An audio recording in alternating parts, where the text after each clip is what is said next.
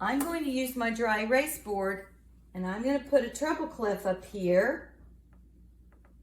You can use your piano bench as a desk if you like.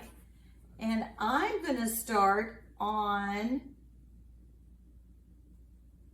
treble G. And I'm going to do a quarter note, but you can do a half note or a whole note, whatever you like. So I did treble G, and then I'm going to write a third up. And when you have the B, the third line, you can make your stem going up or going down. Ooh, a 6. This one is going to be the hardest one of all.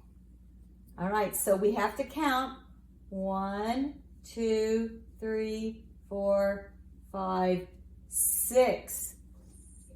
Oh man, we're going to be doing a 6th on the piano. Now you're going to be super smart. So now we have to know what our starting note is, and we're not going to do G.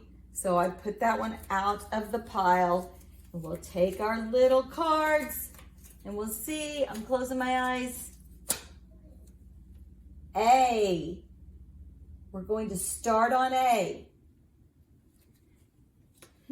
I wonder what a 6th up from A is.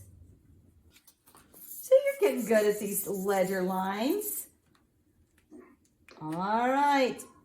Now are you ready for the grand finale here? Oh my goodness. This one is kind of crazy. Is it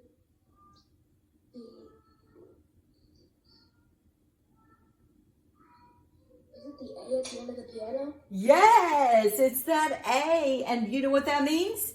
You went where on the board? All the way off to the ladybug. Correct.